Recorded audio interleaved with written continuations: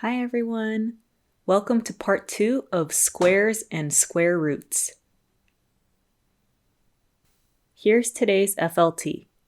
Given an equation, I will be able to solve for the variable using the idea of squares and square roots. First, let's look at this idea of inverse operations. An inverse operation is the operation that reverses the effect of another. So for example, addition and subtraction are inverse operations of each other.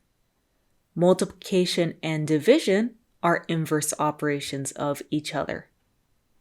And actually, taking the square and taking the square root are inverse operations of each other. So think of inverse operations as canceling an effect.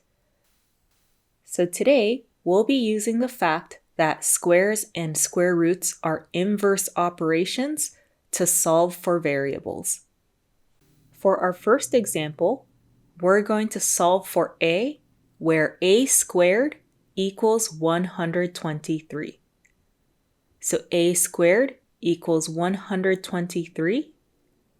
To solve for a, we want to isolate that variable a.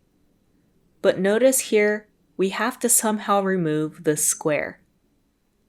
We can cancel this effect by taking the square root of both sides, because the inverse operation of taking a square is taking the square root. So taking the square root cancels taking the square. And because these effects are canceled, we can now say that a equals the square root of 123. Here you can use a calculator to find the square root of 123. A equals 11.090, but it keeps going. Here, we're just going to round to the nearest tenth. Notice in this case, we look at the value right under the tenth place. We need to round up. So A is approximately 11.1. We were able to solve for A by taking the square root of both sides. For example 2, we have that B squared equals 60, and we're going to solve for B. So we have B squared equals 60, and I want to isolate B, so I want to remove this square. We can do so by taking the square root of both sides. The effects cancel out, and we have B equaling the square root of 60. Please let me know if you need help plugging this into your calculator. B equals, and you should get a decimal, 7.745. Keeps going. But again, we're going to be rounding to the nearest tenth. And in this case, we are rounding down. So B is approximately 7.7. For example 3, we're going to solve for C, where C squared equals 5 squared plus 8 squared.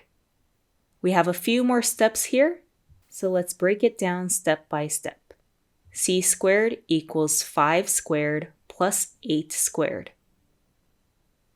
We can simplify this by noting that 5 squared is 5 times 5, and 8 squared is the same as 8 times 8. So this simplifies to C squared equals 25 plus 64. Now let's add 25 and 64 together. We get 89. So C squared equals 89. But we're not done yet. From here, it's similar to our earlier examples. So C squared equals 89. To get rid of the square, let's take the square root of both sides. So C equals the square root of 89. And if you plug this into your calculator, you should get a decimal value. And remember, you can pause the video if you need more time. We find that C equals 9.433. It keeps going. But since we're just rounding to the nearest tenth,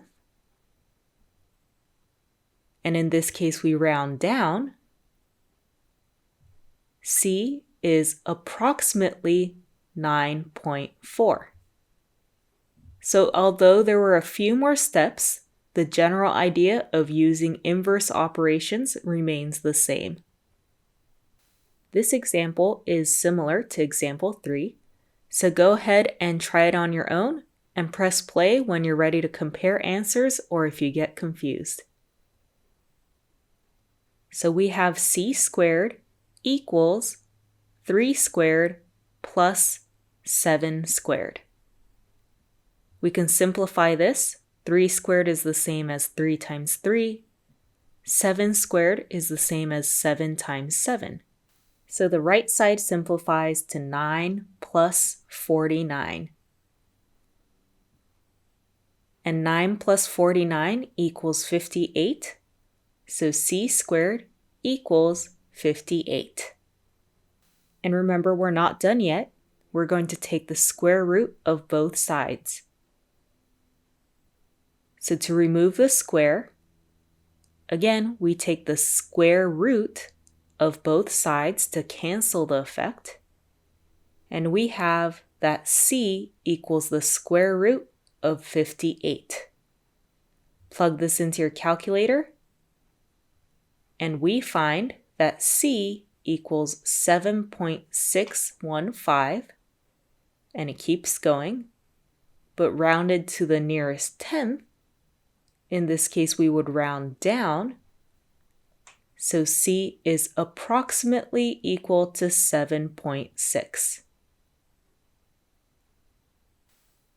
For example 5, we're going to solve for A, where A squared plus 4 squared equals 10 squared. This is a little different compared to the earlier examples. First, let's simplify. 4 squared is 4 times 4. 10 squared is 10 times 10. So let's rewrite this equation. A squared plus 16 equals 100.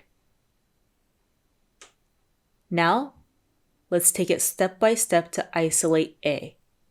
First, I want to remove this plus 16. I can do so by applying its inverse operation, subtracting 16 on both sides.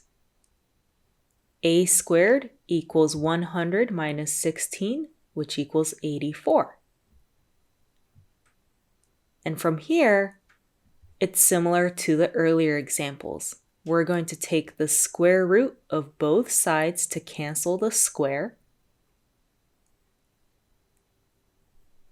And so A equals the square root of 84. Plug this into your calculator. And then A equals 9.165. And it keeps going, but since we're rounding to the nearest tenth, A is approximately 9.2. And please let me know if you have any questions on how we went from one step to the next. Example 6 is similar to example 5. We have A squared plus 5 squared equals 9 squared, and we'll be solving for A. 5 squared is the same as 5 times 5. 9 squared is the same thing as 9 times 9. So let's rewrite this. A squared plus 25 equals 81. I want to remove this plus 25 by subtracting 25 on both sides, applying inverse operations to cancel effects. We get that a squared equals 81 minus 25, which equals 56. So a squared equals 56. And to remove the square, we're going to take the square root of both sides. A equals the square root of 56. And use your calculator to solve for the square root. A equals 7.483, and the decimal keeps going. Rounding to the nearest tenth, we find that A is approximately 7.5. Let's look at one last example. We're going to solve for B, where 2 squared plus B squared equals 7 squared. Let's simplify this. 2 squared is 2 times 2. 7 squared is 7 times 7. So rewriting this, we get 4 plus b squared equals 49. And although it's written a little differently, so although it's in a different order, this one is actually pretty similar to the previous two examples.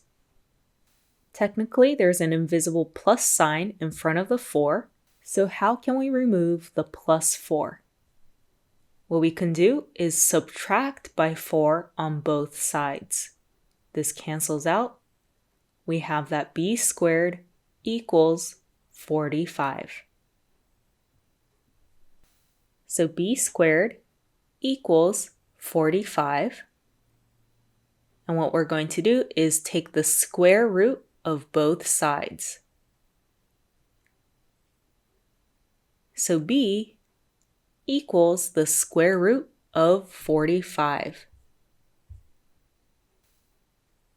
Using our calculator, we find that b equals 6.708, and it keeps going, but we just round to the nearest tenth, so b is approximately equal to 6.7.